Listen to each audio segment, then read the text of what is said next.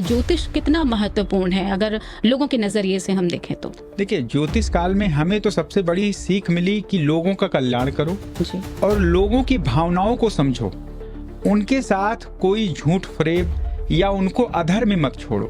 अगर हम कर्म की बात करें, क्योंकि कृष्ण जी के हाथ में कोई रेखा नहीं बनी थी, तो ये कहा जाता है कि भविष्य का कोई मतलब नहीं होता है। और अगर हम दुर्योधन की बात करें तो उनके में राजपाट लिखा हुआ था, लेकिन उनके कर्मों के हिसाब से उनका जो भविष्य था वो कहीं ना कहीं बदल गया।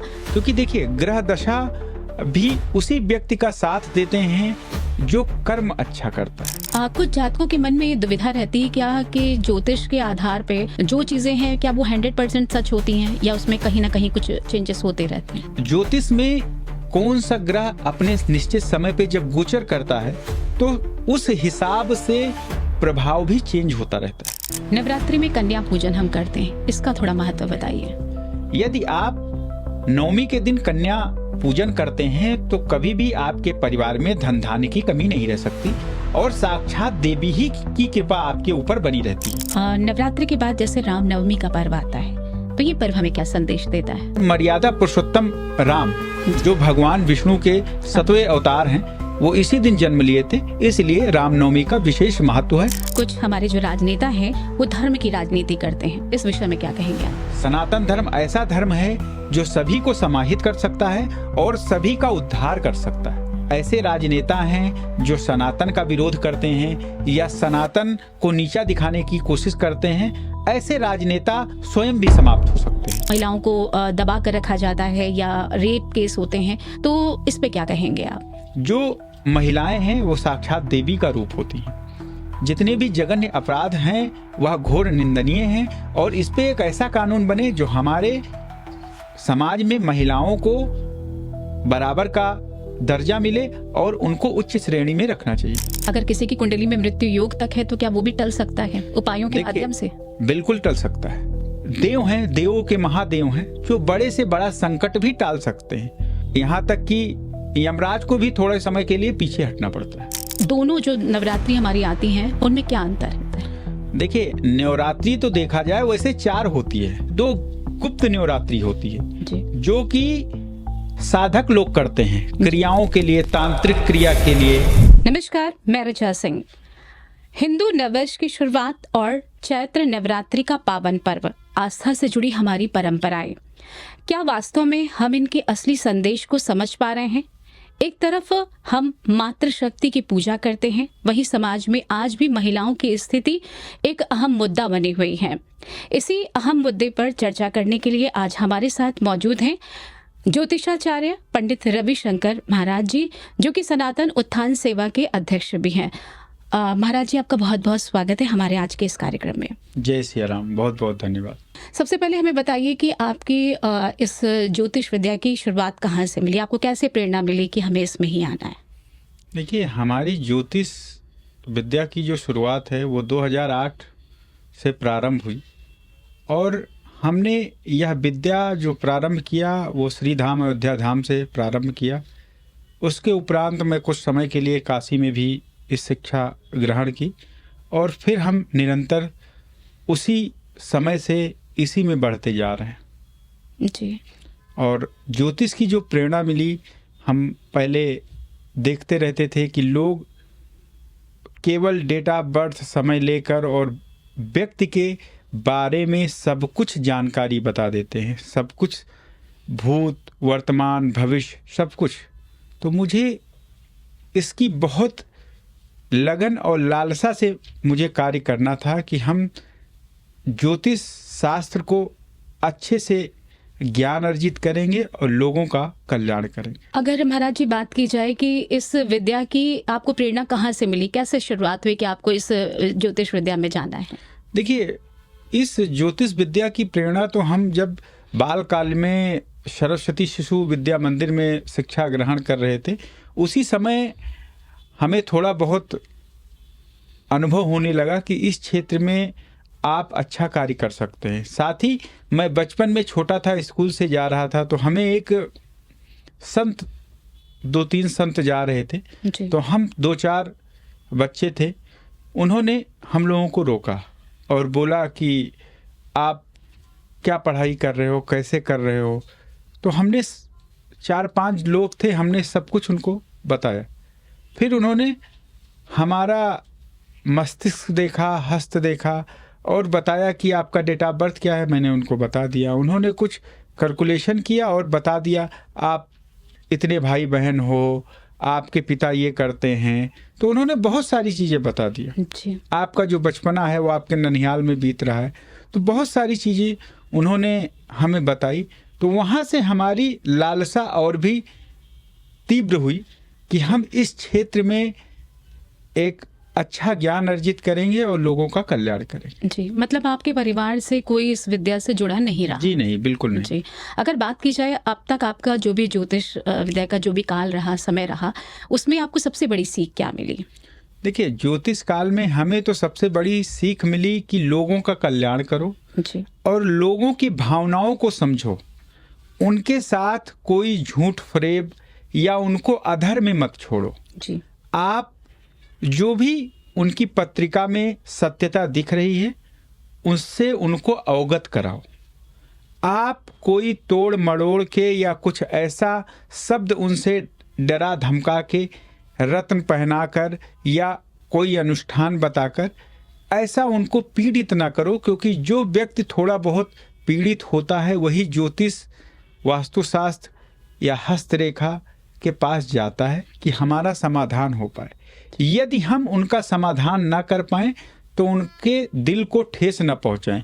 इसलिए सभी ज्योतिषाचार्य, सभी एस्ट्रोलॉजर का एक ये सिद्धांत होना चाहिए कि जो भी ज्ञान है, आपको जो जानकारी है उसके अनुरूप जो आपको दिख रहा है वही सटीक भविष्यवाणी करें। अन्यथा अपनी लोकप्रियता के लिए उल्टी सीधी भविष्यवाणी ना करें। जी, अगर इसी क्रम में हम आगे बढ़ें तो ज्योतिष कितना महत्वपूर्ण है अगर लोगों के नज़रिए से हम देखें तो? देखिए, लोगों के नज़रिए से आप अगर देखती हैं तो ज्योतिष वो तो वही लोग बता सकते हैं कितना महत्वपूर्ण है, लेकिन यदि आप हमसे समझना चाहती हैं तो एक व्यक्ति के जीवन में ज्योतिष का बहुत ही महत्व है। जी। यदि सही समय पे उसको अच्छा ज्योतिषाचार्य, अच्छा ज्ञानी मिल जाए तो उसके आने वाले भविष्य के बारे में वो सही मार्गदर्शन कर सकता है और उस व्यक्ति को सही मार्ग प्रशस्त होगा, जिससे आगे चलकर वो अपनी ऊंचाइयों तक पहुंच सकता है। और उसको यदि बीच में कोई कष्ट भी आना है तो उससे भी अवगत हो सकता है। तो उस हिसाब से उसके निदान से या उसके कर्मों से वो चीज़ें काटी जा सकती हैं। जैसे हम बात करें इसी ज्योतिष विद्या की, तो कहाँ तक आपको लगता है कि जैसे अगर हम भविष्य की बात करें कि भविष्य बताने का काम ज्योतिष करता है, तो अगर हम कर्म की बात करें, क्योंकि कृष्ण जी के हाथ में कोई रेखा नहीं बनी थी तो ये कहा जाता है कि भविष्य का कोई मतलब नहीं होता है। और अगर हम दुर्योधन की बात करें तो उनके में राजपाट लिखा हुआ था, लेकिन उनके कर्मों के हिसाब से उनका जो भविष्य था वो कहीं ना कहीं बदल गया। तो अगर इससे कहा जाए तो इस विषय में आप क्या कहेंगे? देखिए, हर एक व्यक्ति जब उसका जन्म होता है तो अपने जीवन की समस्त क्या करेगा, कैसे रहेगा, उसका जीवन चक्र कैसे चलेगा, उसका मृत्यु कब होगी, उसको बीमारियां कौन सी होंगी, ये सब उसी दिन भगवान ब्रह्मा जी रचित कर देते हैं कि आपके जीवन में ये होगा। उस जातक को बस समझना ये है कि यदि वो अपने बारे में अच्छा जीवन जीना चाहता है तो अच्छा कर्म करे, किसी को सताए ना। क्योंकि देखिए, ग्रह दशा भी उसी व्यक्ति का साथ देते हैं जो कर्म अच्छा करता है जी। जो लोगों की मदद करता है और लोगों के साथ दुर्व्यवहार नहीं करता, किसी प्रकार का ईर्ष्या, द्वेष या पाप कर्म नहीं करता है। ऐसे जातक यदि सटीक उनको उनके जीवन के बारे में मिल जाती है जानकारी तो आगे का उनका जो रास्ता होता है वो आसान हो जाता है। और ज्योतिष ऐसी विद्या है कि व्यक्ति के बारे में सब कुछ जाना जा सकता है। जी, लेकिन हमारा जो कर्म होता है वो प्रधान होता है, लेकिन हम कर्म सही करें और बाकी जो हमारे भाग्य में लिखा है मतलब वो होता रहेगा, ये कहने हाँ, का देखिए, मतलब है आपका। आपके भाग्य में जो लिखा है वो तो लिखा है, लेकिन ज्योतिष के पास जाएंगे, ज्योतिषाचार्य एस्ट्रोलॉजर के पास जाएंगे, ज्योतिष की जानकारी लेंगे, तो वो आपको कर्म के बारे में बताएगा कि आपके ग्रह दशा इस हिसाब से हैं, आप ये कर्म करिए जी। या आप ये उपाय करिए, जी। आप गरीबों को भोजन कराइए, जी। आप बेजुबान जानवरों को भी सेवा करिए, जी। तो उससे भी आपके ग्रह दशा यदि आपके अनुरूप नहीं है तो भी धीरे धीरे करके आपके अनुरूप फल देने लगेंगे और आपका मार्ग आसान हो जाएगा। जी, जैसे हम राशि की बात करें तो अलग अलग राशि हैं, तो उनके हिसाब से आप उपाय बताते हैं कि किसकी कौन सी राशि है तो उसको कौन सा उपाय करना चाहिए, या उसे जीवन में अपने अगर कर्म की बात करें या व्यवसाय की बात करें तो उसे किस हिसाब से चलना चाहिए। देखिए, जैसे जातक का यदि ओरिजिनल डेट ऑफ बर्थ है, उसका टाइम है, तो उसकी कुंडली के हिसाब से ज्योतिषाचार्य बता सकता है। जी। यदि उसका यह सब नहीं है तो नॉर्मल भी अपनी राशि नाम से भी देख सकता है और वह उस हिसाब से अपनी चीज़ों को एडजस्ट करके चले तो उसका जीवन सफल हो सकता है। कुछ जातकों के मन में ये दुविधा रहती है क्या कि ज्योतिष के आधार पे अपने जीवन के बारे में मतलब सब कुछ जाना जा सकता है, या जो चीज़ें हैं क्या वो 100% सच होती हैं या उसमें कहीं ना कहीं कुछ चेंजेस होते रहते हैं। देखिए, ज्योतिष में देखा जाए तो सब कुछ 100% सत्य होता है, जी। बशर्ते ज्योतिष में कौन सा ग्रह अपने निश्चित समय पे जब गोचर करता है तो उस हिसाब से प्रभाव भी चेंज होता रहता है, उस हिसाब से आपके मन का विचार चेंज होगा, आपके जीवन शैली परिवर्तन हो जाएगी, आपके कार्य में भी थोड़ा परिवर्तन के योग रहते हैं। इसलिए ज्योतिष में नक्षत्र 27 नक्षत्र, 12 राशियां, 12 भाव और 7+2 छाया ग्रह और 7 मेन ग्रह, इन चारों का समावेश से ही आप पूरे ब्रह्मांड में किसी भी जातक के बारे में सब कुछ जान सकते हैं।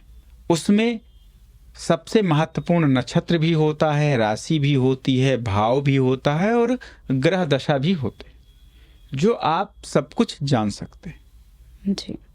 अगर किसी जातक के भाग्य में कुछ भी आपने ज्योतिष के अनुसार उसका देखा, भाग्य देखा और आपने कोई भविष्यवाणी की कि उसके भविष्य में उसके साथ ऐसा हो सकता है, सपोज दैट उसके कर्म के आधार पर कुछ चीज़ें चेंज हो गई, अगर चेंज होती हैं तो क्या उसको क्या वो मतलब मानना चाहिए कि भविष्यवाणी गलत थी?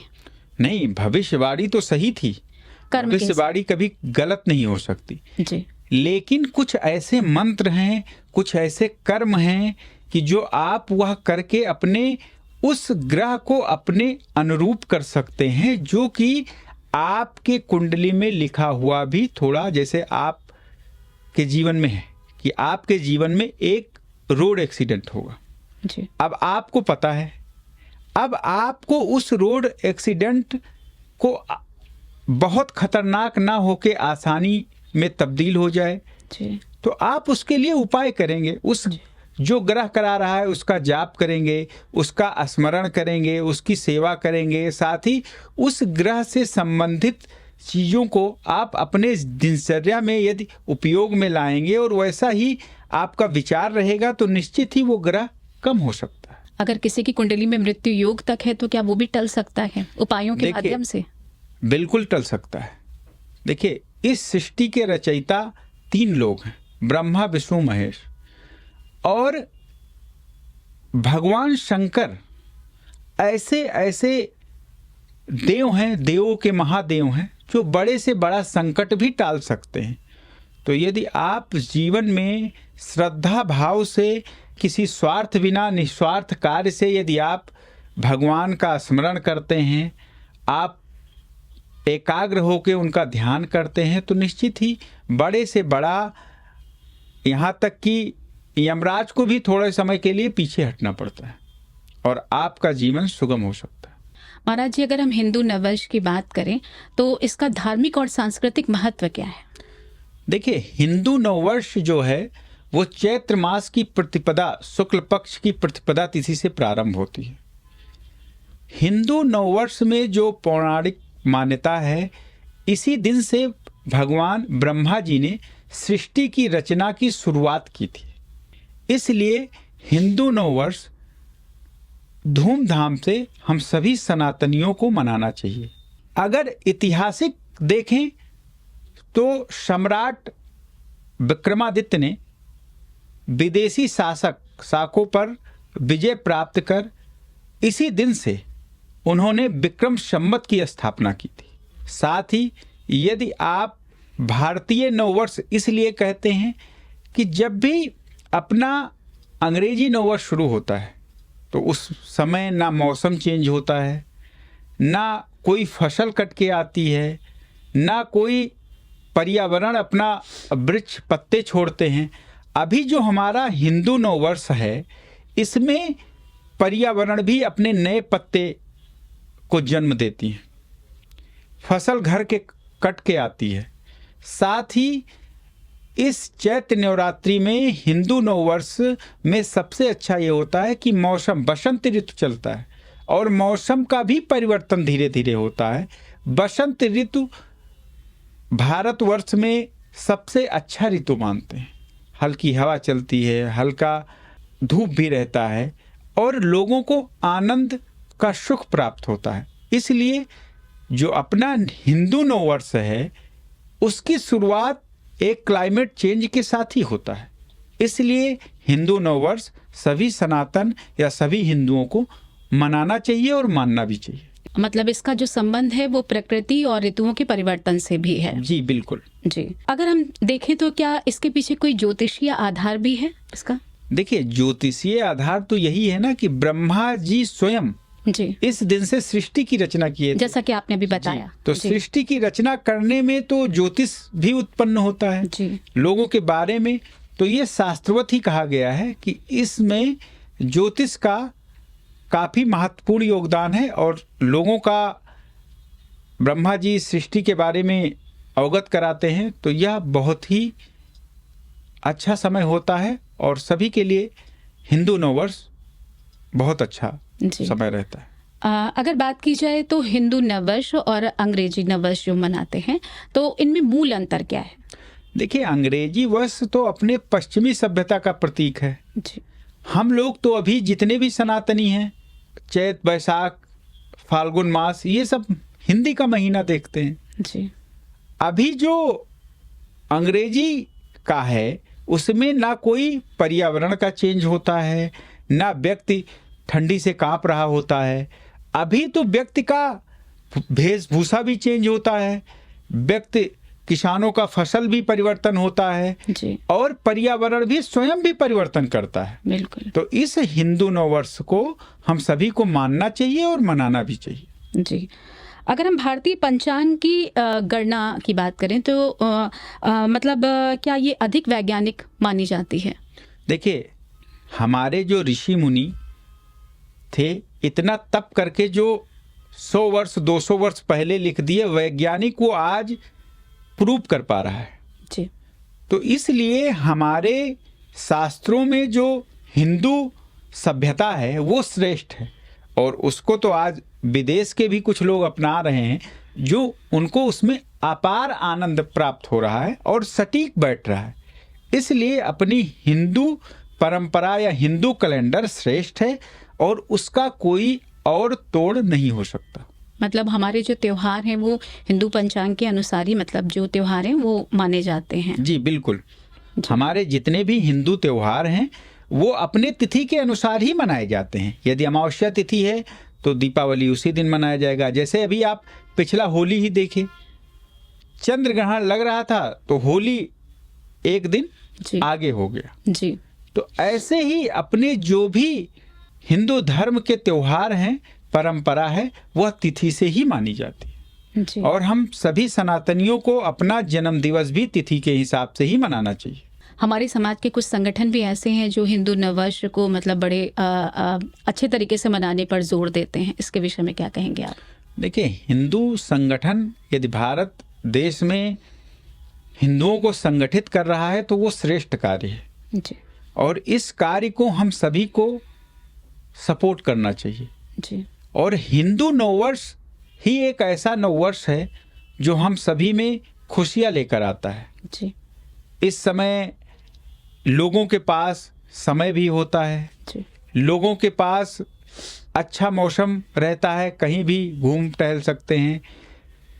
सात्विक भोजन करके लोग अपने आप को बीमारियों से दूर रख सकते हैं। जी तो यह जो हिंदू नववर्ष है या हिंदू नववर्ष को सपोर्ट करने वाले जितने भी हिंदू संगठन हैं जी। वो श्रेष्ठ कार्य कर रहे हैं और यह काफ़ी अच्छा है। लेकिन अगर महाराज जी बात की जाए, जो हमारी नई पीढ़ी है वो इसको इतनी वैल्यू नहीं दे रही है, तो कहीं ना कहीं इनको जागरूक करने की ज़रूरत है। तो किस तरह से इनको जागरूक किया जा सकता है? देखिए, यदि हमारे जितने भी सनातन प्रेमी हैं जी वो किसी कारण बस इन सब चीज़ों को नहीं मानते हैं, उनके अंदर भटकाव है, जी तो उनको अवश्य एक बार स्मरण करना चाहिए कि एक बार पश्चिमी सभ्यता का भी ज्ञान अर्जित करना चाहिए और एक बार अपने सनातन का भी ज्ञान होना विख्याति और ज्ञान उनको अर्जित करना चाहिए। चाहिए। बिल्कुल। उनको खुद मालूम हो जाएगा कौन सा जो अपना धर्म है वो श्रेष्ठ है। जी। और सनातन में ऐसी शक्ति है कि यह सभी को समाहित कर सकता है और सभी को एक मार्ग दिखा सकता है जी जो हम सभी के लिए श्रेष्ठ रहेगा। जी। नवरात्रि साल में 2 बार आती है, तो दोनों जो नवरात्रि हमारी आती हैं उनमें क्या अंतर होता है? देखिए, नवरात्रि तो देखा जाए वैसे 4 होती है जी। गुप्त नवरात्रि भी जी। होती 2 नवरात्रि सामान्य होती है जो हम सभी जातकों को करना चाहिए और 2 गुप्त नवरात्रि होती है जी जो कि साधक लोग करते हैं क्रियाओं के लिए, तांत्रिक क्रिया के लिए या जी। कोई प्रकार का उनको विद्या हासिल करना है उसके लिए करते हैं। गृहस्थ लोगों के लिए नहीं है वो। हाँ, गृहस्थ लोग यदि वो ना करें तो ज़्यादा अच्छा है, क्योंकि 10 महाविद्या जी। जो अपने 2 नवरात्रि होते हैं जी उसमें तारा देवी, त्रिपुरा सुंदरी जी और अपना बंगलामुखी, ये सभी जैसे देवियों का उसमें पूजा पाठ किया जाता है। जी साथ ही जो गुप्त नवरात्रि होती है जी वह ऐसे साधक ही कर सकते हैं जी जो उसी में लीन रहें। यदि कोई त्रुटि होती है तो उसका नुकसान भी बहुत भारी होता है। विषम परिणाम। इसलिए चैत्र मास की नवरात्रि जो होती है वह देवी को प्रसन्न करने के लिए और हिंदू नववर्ष में प्रवेश करने का प्रतीक भी माना जाता है। जी साथ ही जो शारदीय नवरात्रि जिसको हम बोलते हैं, जो अश्विन मास में पड़ती है, जी वह नवरात्रि भी हम सभी के लिए खास होता है क्योंकि उस समय विजयदशमी भी आता है। जी साथ ही जो गुप्त नवरात्रि होती है वो माघ मास और आषाढ़ मास में होती है जी जो कि जनवरी फरवरी माह में पड़ सकता है और जुलाई जून में भी पड़ सकता है। जी तो गुप्त नवरात्रि का जो साधना होता है वो कठिन होता है, उसमें देवी जी को प्रसन्न करना भी कठिन है और वह साधक ही कर सकते हैं। जो आम नवरात्रि, सामान्य नवरात्रि होती है, उस नवरात्रि में हम सभी गृहस्थ को पूजा पाठ, देवी जी का अनुष्ठान करना चाहिए। हर बार नवरात्रि आती है तो कुछ लोग कहते हैं कि इस बार की नवरात्रि मतलब कुछ अलग है, कुछ अच्छा होने वाला है, कुछ ये है वो है, कभी घोड़े पर सवार होकर आ रही हैं, कभी हाथी पर सवार होकर आ रही हैं। तो तरह तरह की मतलब लोग बोलते हैं कि इस बार मतलब युद्ध होंगे, ये होंगे। तो अगर इस पे बात की जाए तो इस बार की जो नवरात्रि उसमें क्या आप देख पा रहे हैं, क्या चीज़ें कुछ होने वाली हैं? देखिए, इस बार की जो चैत्र नवरात्रि में देवी जी आ रही हैं वो दिन के हिसाब से होता है। जी किस दिन आ रही हैं तो किस पर सवार होकर आएंगी। जी इस बार बृहस्पतिवार, शुक्रवार में आ रही हैं, जी तो इस बार वो डोली पर सवार होकर आती है। इसका क्या संदेश जाता जब डोली पर देवी जी सवार होकर आती हैं तो यह अशुभ होता है, यह शुभ नहीं होता है। बीमारियां फैलती हैं, संक्रमण ज़्यादा फैलते हैं, साथ ही राजनीतिक अस्थिरता बनी रहती है है? जी और युद्ध के भी आसार रहते हैं। लोगों में बीमारियों के साथ रिलेशनशिप में भी मनमुटाव हो सकता है। बहुत सारी समस्या होती हैं जो व्यक्ति थोड़ा परेशान रह सकता है। इस नवरात्रि में देवी जी का विशेष पूजन पाठ करना चाहिए जी। और अपने मन की शांति के लिए, अपने परिवार के कल्याण के लिए, शांति के लिए, उनकी कृपा हमेशा सकारात्मक बनी रहे, उसके लिए सभी को ध्यान रखना चाहिए और जीवन में उनका विशेष पूजन पाठ करना चाहिए।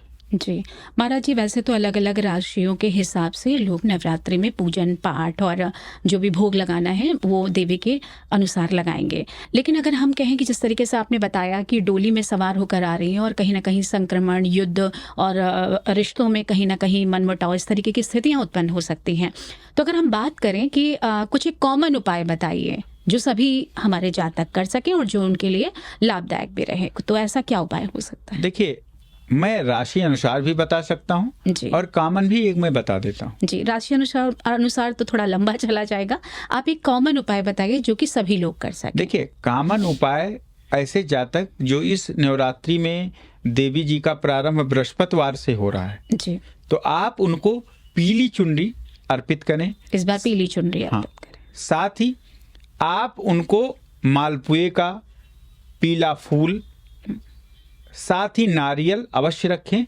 और प्रत्येक दिन आप उनको लौंग और इलायची जरूर अर्पित करें, क्योंकि वह देवी जी को प्रिय होता है। जी। और ऐसा यदि सभी राशियों के जातक करते हैं जी, तो उनके लिए यह नववर्ष अच्छा रहेगा। जो लोग व्रत रख सकते हैं अथवा जो लोग व्रत नहीं भी रख सकते हैं, लेकिन वो ये उपाय जरूर करें। जी, आप सुबह ब्रह्म मुहूर्त में या उसके पश्चात आप स्नान ध्यान करके और जी। यह उपाय कर सकते हैं। व्रत रहें या ना रहें, लेकिन आप देवी जी की आराधना अवश्य करें। जी, इससे जीवन में क्या सकारात्मक बदलाव देखने को मिलेंगे? देखिए, यदि आप ऐसा उपाय करते हैं तो इससे आपके जीवन में सुख, शांति और वैभव की प्राप्ति रहेगी। आपके व्यापार अच्छे चलेंगे, नौकरी कर रहे हैं तो उसमें तनाव कम रहेगा और जीवन में कोई प्रकार की अस्थिरता उत्पन्न नहीं होगी। जी। और आप हमेशा आगे का मार्ग अच्छा और सुगम प्रशस्त होगा, जो आप उस रास्ते पर चलकर अपने जीवन को धन्य बना सकते हैं। जी, नवरात्रि के बाद जैसे रामनवमी का पर्व आता है, तो ये पर्व हमें क्या संदेश देता है? देखिए, रामनवमी जो चैत्र नवरात्रि में पड़ता है, इस दिन हमारे आराध्य देव प्रभु श्री राम का जन्मोत्सव हुआ है। हम इसको धर्म पर विजय, अधर्म का नाश या फिर जीवन में संघर्ष और कठिन समय में भी अपने बातों पर कायम रहना, अपने बातों पर आत्मनियंत्रण रखना और मर्यादा पुरुषोत्तम राम जो भगवान विष्णु के 7वें अवतार हैं, वो इसी दिन जन्म लिए थे। इसलिए रामनवमी का विशेष महत्व है और हम सभी को, यदि हम नवरात्रि का व्रत नहीं कर सकते तो रामनवमी का व्रत अवश्य करें, जिससे मर्यादा पुरुषोत्तम श्री राम के विशेष आचरण का हम पर प्रभाव पड़ेगा और हम भी धन्य हो जाएंगे। जी। इसलिए रामनवमी का पूजन पाठ अवश्य करना चाहिए जाता। जी, जैसा आपने कहा कि मतलब अगर सभी लोग पूरे व्रत नहीं रह सकते हैं तो परिवार और अष्टमी रखकर, मतलब अष्टमी के साथ वो नवमी का भी व्रत रखते हैं, रामनवमी का। जी। इसके अलावा और कोई ऐसा उपाय जो रामनवमी के दिन मतलब कर सकते हैं किसी समस्या के समाधान के लिए? देखिए, रामनवमी के दिन यदि आप सुख शांति के साथ आप चाहते हैं कि हमारे अंदर प्रभु श्री राम के चित्रों का वास हो, हम उनकी साधना में लीन हो, हमें मोक्ष प्राप्त हो, तो रामनवमी के दिन आप कम से कम राम नाम लीजिए और साथ ही श्री रामचरित मानस के 11, 21, 51, 101 जितनी भी चौपाई हो सके आप अवश्य पढ़ें और लोगों को सुनाएं भी और उसको अपने जीवन में उतारें। ये नहीं कि पढ़ के बस छोड़ देना है। यदि ऐसा करेंगे तो प्रभु श्री राम के चित्रण का अनेक उल्लेख है रामचरितमानस में, जो आपको सुख और शांति अवश्य देगा।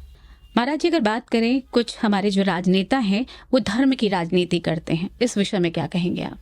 जो भी राजनेता धर्म की राजनीति करते हैं वह अच्छा नहीं है।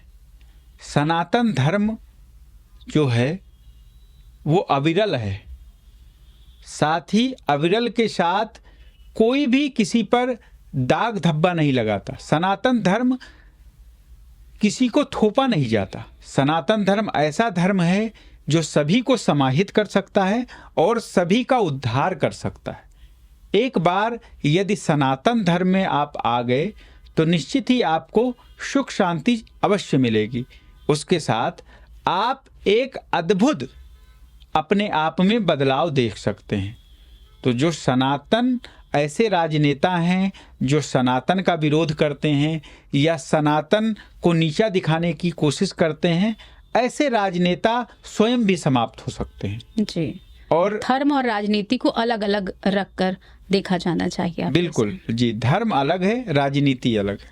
महाराज जी, अगर हम बात करें, हमारे समाज के ही कुछ ऐसे लोग हैं जो अक्सर कोई सामाजिक मुद्दा हो, कोई धार्मिक मुद्दा हो, कहीं कुछ इस तरीके की घटनाएं घटित हो जाएं तो अक्सर सनातन को टारगेट कर दिया जाता है। उस पे क्या कहेंगे आप?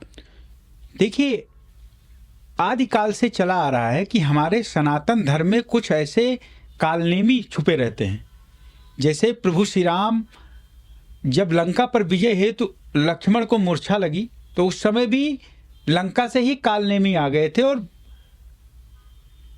वो भगवान के ही भेष में लोगों को भटका रहे थे, मार्ग भटका रहे थे। इसलिए हम यही कहेंगे, हम सभी सनातन प्रेमियों को सत्य और असत्य में अंतर पता होना चाहिए और ऐसे कालनेमियों से हम लोगों को सावधान रहने की आवश्यकता है जो कि दूसरे संप्रदाय के लिए अपना कार्य कर रहे हों। साथ ही ऐसे लोग जो सनातन पर उंगली उठाते हैं, ऐसे लोग इसलिए उठाते हैं कि हमारा सनातन के जो प्रेमी हैं वो आपस में बिखराव लेकर आते हैं, आपस में एकता रखें। अभी किसी भी दूसरे संप्रदाय के लिए यदि आप कोई भी सवाल उठाते हैं तो आपके लिए फतवा जारी हो जाता है, लेकिन सनातन के लिए यदि व्यक्ति कुछ भी कह देता है तो उसके लिए कोई भी नियम कानून नहीं है। इसलिए मैं आज इस पॉडकास्ट के माध्यम से एक आह्वान करना चाहता हूं कि हम सभी सनातनियों को यह एक आंदोलन करना चाहिए, लोगों को प्रयास करना चाहिए कि सनातन के लिए भी एक ऐसा नियम कानून और ऐसा आयोग गठित हो जो हर एक व्यक्ति सनातन को बदनाम न कर पाए। और सनातन अपने में श्रेष्ठ है और हमेशा श्रेष्ठ रहेगा और हम लोगों को मार्ग दिखाने का कार्य करते हैं। अगर हम बात करें, मातृशक्ति की पूजा करते हैं, लेकिन समाज में आज भी देखते हैं कि कई जगह तो बहुत अच्छी स्थिति है, ऐसा नहीं है, लेकिन काफ़ी प्रगति कर रही हैं हमारी महिलाएं, हर समाज हर स्थान पे खड़ी हैं। लेकिन अगर हम बात करें कि आज भी कहीं ना कहीं महिलाओं की स्थिति एक अहम मुद्दा बनी हुई है, कहीं ना कहीं दयनीय स्थिति बनी हुई है। चाहे हम किसी भी वे में देखें, महिलाओं को दबा कर रखा जाता है या रेप केस होते हैं, तो इस पर क्या कहेंगे आप? एक तरफ हम मातृशक्ति की, माँ दुर्गा की उपासना करते हैं, पूजा करते हैं, और दूसरी तरफ इस तरीके की चीज़ें समाज में जो घटित होती हैं, तो उस पर क्या कहेंगे आप? किसी भी घर की महिलाएं हैं, वह पीड़ित हैं या उनके साथ गलत किया जा रहा है तो यह जघन्य अपराध है। शास्त्र में भी ऐसा वर्णन है कि जो महिलाएं हैं वो साक्षात देवी का रूप होती हैं, और यदि आप अपने घर में महिलाओं को सुखी में रखते हैं, सुख से रखते हैं, तो निश्चित ही आपके घर की हमेशा तरक्की होगी, लक्ष्मी साक्षात वास करेंगी। साथ ही जो आपने बताया कि महिलाओं के बारे में चिंतन करना या महिलाओं को आज भी नीचा दिखाया जाता है, तो अपने धर्म में अनेक महिलाएं हैं जो वीर गाथा उनकी अलग अलग है। रानी लक्ष्मीबाई ले लीजिए। साथ ही आप एक ऐसी महारानी हैं जिन्होंने मुगलों के आक्रमण से तमाम ऐसे अपने शिवाला मंदिर हैं जिनका उन्होंने जीर्णोद्धार कराया। महारानी अहिल्याबाई होलकर, उन्होंने समाज को एक साथ लेके चला। उन्होंने काशी विश्वनाथ, सोमनाथ, साथ ही महाकालेश्वर जैसे बड़े मंदिरों का जीर्णोद्धार कराया। अनेक धर्मशालाओं का उन्होंने निर्माण कराया। अनेक बारात घर का उन्होंने निर्माण कराया। और ऐसे निर्माण उन्होंने जब कराया जब निर्माण से पहले हमारे सारे मंदिरों को छत बिछत कर दिया गया। मुगल आक्रांताओं ने हमारे सभी मंदिरों को नष्ट कर दिया था। उस समय उन्होंने उस मंदिर का जीर्णोद्धार कराया और आज हमारा वह मंदिर दिव्य मंदिर के रूप में स्थापित है। जी। महारानी अहिल्याबाई ऐसी एक देवी थी कि उनके राजमहल के बाहर वो एक घंटा लगवाई थी। जिसको भी न्याय चाहिए वो घंटी बजाए, उनको त्वरित न्याय मिलता था। एक बार उनका एकलौते संतान जी। राजकुमार शिकार के लिए जा रहे थे और रास्ते में एक गौ माता की बछड़ा उनके रथ के पहिए के नीचे आकर उसकी मृत्यु हो जाती। उस गौ माता आकर उस राजमहल में घंटा बजाती है। तुरंत दरबार बैठता है और उस गाय के मालिक को बुलाया जाता है कि आप ये बताइए कि आपने इनको चारा नहीं दिया है। फिर वह पूरा वृत्तांत बताता है कि यह एक ऐसे लोगों के साथ अपराध हुआ है जिसको आप दंड नहीं दे पाएंगे। फिर उनको ज्ञात होता है कि हाँ, हमारे पुत्र से जघन्य अपराध हुआ है। वो अपनी बहू को बुलाती हैं और बोलती हैं यदि किसी माँ के बेटे को छीन लिया जाए तो उसका प्रतिशोध क्या होना चाहिए। वो कहती हैं प्रतिशोध तो यही कहता है कि उसकी भी मृत्यु हो। फिर सारे आदेश दिया जाता है कि इनको हाथ पैर बांधकर इनको रोड पर डाल दिया जाए और रथ को इनके ऊपर चढ़ाया जाए। कोई तैयार नहीं होता है राज्य दरबार में, तो देवी स्वयं अहिल्याबाई होलकर जी महारानी वो स्वयं रथ पर बैठती हैं। लेकिन नहीं, एक माँ की ममता होती है।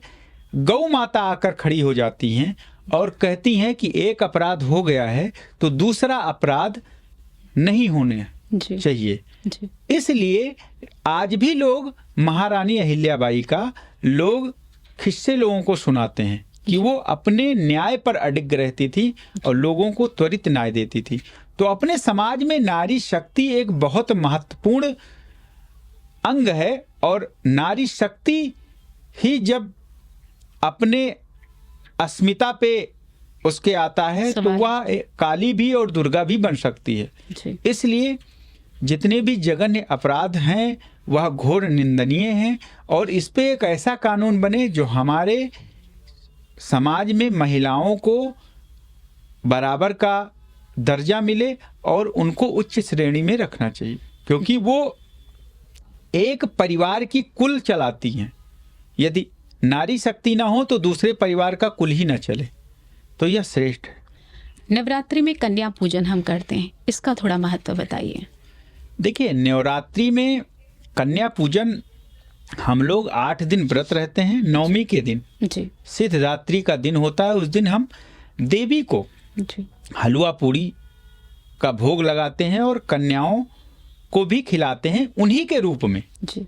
यदि आप नवमी के दिन कन्या पूजन करते हैं तो कभी भी आपके परिवार में धन धान्य की कमी नहीं रह सकती और साक्षात देवी ही की कृपा आपके ऊपर बनी रहती है। जी। इसीलिए जब भी नवरात्रि में कन्या पूजन करें तो विधिवत उनका पैर पूजन के साथ साथ उनका टीका करना, उनका एक देवी की तरह, अपने आराध्य देवी की तरह सेवा करके और उनको भोजन ग्रहण कराना और उनका आशीर्वाद लेना जीवन को बदल सकता है। जी। अगर हम ज्योतिष की तरफ फिर से लौटते हैं तो देखा जाए तो क्या कर्म के माध्यम से हमारे जो भविष्य में जो कुछ लिखा हुआ है और कुछ उपायों के माध्यम से जो हमारा भविष्य है उनको बदला जा सकता है, और इसमें कर्म का और जो उपाय हैं इसमें दोनों का कितना मतलब आपस में सामंजस्य होता है या कितना रोल होता है? देखिए, कर्म तो ऐसा है, यदि आप अच्छा कर्म कर रहे हैं, जी। आप ज्योतिष के बारे में आपको जानकारी नहीं भी है कि हमारा ग्रह दशा कैसे है, लेकिन यदि आप अच्छा कर्म कर रहे हैं, भूखे को पानी दे रहे हैं, भोजन दे रहे हैं, तो वैसे ही आपके ग्रह दशा मजबूत होंगे। साथ ही यदि ऐसे व्यक्ति जो परेशान हैं, उनके अंदर कॉन्फिडेंस की कमी है, आज के युवा भी भटकाव में जी रहे हैं, उनको मार्ग नहीं मिल पाता, वो डिप्रेशन में चले जा रहे हैं। जी। तो ऐसे युवा को घबराने की जरूरत नहीं है। वो दृढ़ संकल्प करके अपने जीवन में कुछ परिवर्तन ला दें।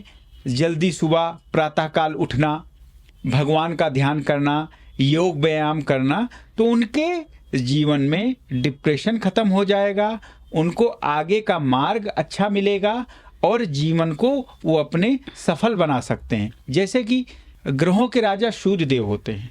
जी। हर जातक को प्रतिदिन सूर्य उपासना करनी चाहिए, सूर्य को जल देना चाहिए, सूर्य को प्रणाम करना चाहिए, सूर्य नमस्कार करना चाहिए। जी। तो उसके अंदर तेज बना रहेगा, सूर्य जैसा चमक बना रहेगा, साथ ही कॉन्फिडेंस उसका मजबूत रहेगा और वो किसी भी कार्य को करने में सक्षम हो सकता है। जी। तो यह जीवन का एक अभिन्न अंग होता है जो अपने जीवन को सफल बना सकता है। किसी का पढ़ाई में मन नहीं लगता तो वह बृहस्पतिवार को गौ सेवा करे। ऐसा नहीं है कि उसी के उपाय से हो जाएगा, लेकिन हाँ उसमें लाभ करेगा। कुछ ऐसी रामचरितमानस की चौपाइयाँ भी हैं कि उसको भी स्मरण करने से आपकी तीव्र बुद्धि हो सकती है और आप अपने जीवन को सुगम बना सकते हैं। जी। ये जो चौपाइयों की बात आप कर रहे हैं, तो चौपाइयों का मतलब जब पूजा करने बैठें तो ही हम उन चौपाइयों को दोहराएं, या मतलब कभी भी मतलब मन में उसको रटते रहें, या नहा धोकर ही पूरा विधिवत होकर ही पूजा जो भी चौपाइयाँ करें? देखिए, रामचरितमानस की चौपाइयाँ आप कभी भी पढ़ सकते हैं। जी। बस आपको स्मरण होना चाहिए। स्टूडेंट लाइफ जो होती है वह थोड़ा कठिन होती है। जी। स्कूल भी जाना है, ट्यूशन भी जाना है, तो आप चलते चलते पढ़ सकते हैं। जी। आप क्लासरूम में बैठकर समय मिल रहा है तो पढ़ सकते हैं। जी। उससे आपको और ज्ञान अर्जित होगा और आप यदि उसका पूरा अर्थ समझ कर पढ़ते हैं तो और श्रेष्ठ जानकारी मिलेगी और जीवन में आप अद्भुत परिवर्तन कर सकते हैं और अपने रास्ते को सरल बना सकते हैं। महाराज जी, अगर ज्योतिष में हम सूर्य राशि की बात करते हैं तो सूर्य राशि का कितना महत्व है हमारे? देखिए, सूर्य की जो राशि है वह सिंह है। जी। और सिंह राशि में सूर्य जो होता है वह अपने स्वराशि का बहुत ही बलवान होता है। जी। और अभी जैसे वर्ष में 2 खरमास लगते हैं। जी। जब सूर्य गुरु के साथ होता है उस समय लगता है, जैसे धनु राशि और मीन राशि। जैसे इस समय मीन संक्रांति 14 तारीख से चल रही है, जी। जो कि 14 अप्रैल तक रहेगी। इस समय सूर्य और गुरु एक दूसरे के साथ थोड़ा सा कमजोर हो जाते हैं, जी। जिससे कि आपके शुभ कार्य भी नहीं होते हैं, शादी ब्याह नहीं होता है। जी। अभी नवरात्रि आ रहा है तो उसमें आप मुंडन कार्य या गृह प्रवेश सारे शुभ या आप शुभ कार्य कर सकते हैं, लेकिन शादी नहीं कर सकते, जी। क्योंकि उस समय सूर्य और गुरु जो होता है वह मजबूत स्थिति में नहीं होता और नवरात्रि में भोग विलास का कारक नहीं होता है, देवी की आराधना की जाती है, जी। तो उसमें शादी वर्जित होता है और सारे शुभ कार्य आप कर सकते हैं। अगर हम भारतीय ज्योतिष में बात करें तो क्या चंद्र राशि और लग्न को बहुत अधिक महत्व दिया गया है? ज्योतिष में वैदिक ज्योतिष सबसे पुराना और सटीक होता है। वैदिक ज्योतिष 1500 से 5000 ईस्वी पूर्व हमारे ऋषि मुनियों ने उसकी गणना करके लोगों को ज्ञान अर्जित करने के लिए पुस्तकें का निर्माण किया। जी। उसके उपरांत कलयुग प्रारंभ होने से पहले प्राचीन मुनि ने भी इसमें काफी कुछ परिवर्तन करके और सटीक जानकारी सभी को हो सके उन्होंने पुस्तकें लिखी, जी। जो हम सभी वैदिक ज्योतिषाचार्य लोग उसका ज्ञान अर्जित करते हैं। जी। हम आपको यह भी कह सकते हैं कि कुंडली में बहुत सारी ऐसी चीजें और ग्रह दशा होता है जो आपका नेचर, आपके जीवन की शैली और आपके विवाह के बारे में या आपके शिक्षा के बारे में सब कुछ जाना जा सकता है। पराशर मुनि ही ऐसे ज्योतिष की गणना की कि जब राहु के आसपास पावरफुल ग्रह हों तो वह कुंडली भी राजयोग लेके आती है, जबकि राहु को लोग खराब मानते हैं। लेकिन राहु भी ऐसा ग्रह है कि जब भी देता है छप्पर फाड़ के धन देता है, फिर धन आप संभाल नहीं पाओगे। इसलिए हर एक ग्रह का अपना महत्व है और हर एक ग्रह जीवन में आपके महत्वपूर्ण हो सकते हैं और आपके जीवन में परिवर्तन ला सकते हैं। कुंडली में चंद्र कुंडली का भी विशेष महत्व है, लग्न कुंडली का भी विशेष महत्व है और जीवन का भी विशेष महत्व है। इसी क्रम में अगर हम बात करें वृक्षों की, तो वृक्षों की सज्जनता हमें क्या सीख देती है? वृक्ष की सज्जनता हमको यह सीख देती है कि एक छोटा वृक्ष लगाइए और वह भारी वृक्ष होकर हम कई जातक, कई परिवारों को वह जीवन देता है। यदि वृक्ष नहीं रहेगा तो अपार गर्मी का सामना करना पड़ेगा और हम लोग त्राहिमाम करेंगे। तो जो वृक्ष होता है, पर्यावरण अपने जीवन में बहुत ही महत्वपूर्ण है, जो कि आज हमारे समाज में पर्यावरण का लोग कम ध्यान देते हैं, जो कि आपका जीवन का रक्षक है।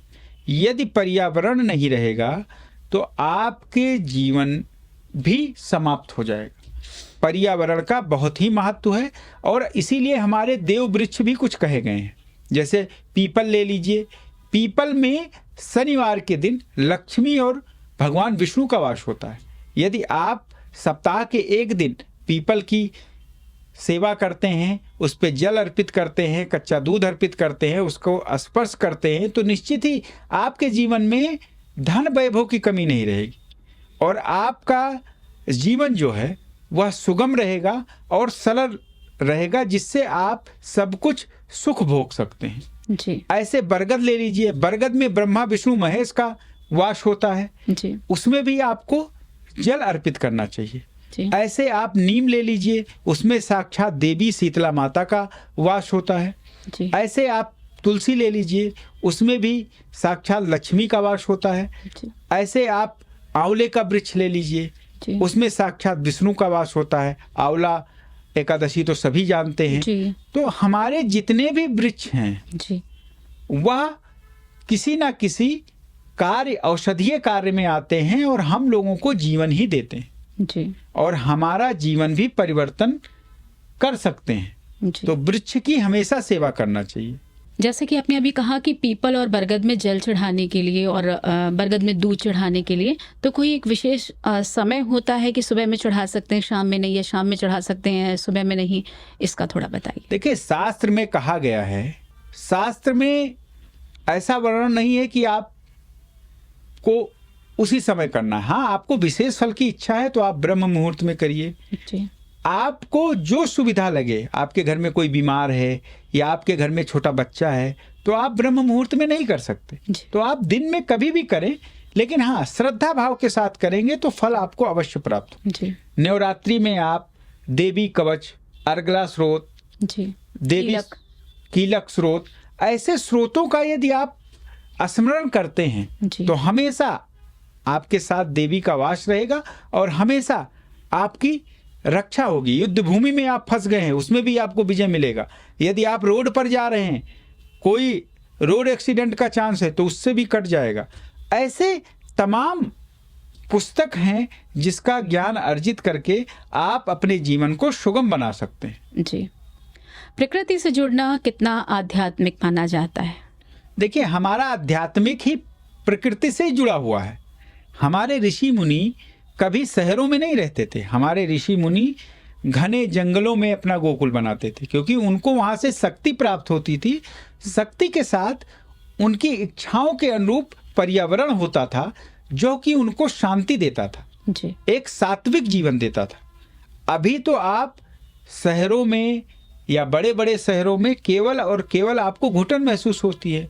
लोगों को एयर प्यूरिफाई लगाना पड़ता है, लोगों को ऑक्सीजन नहीं प्राप्त हो पाता है। तो यह सब हमारे पर्यावरण का हिस्सा है।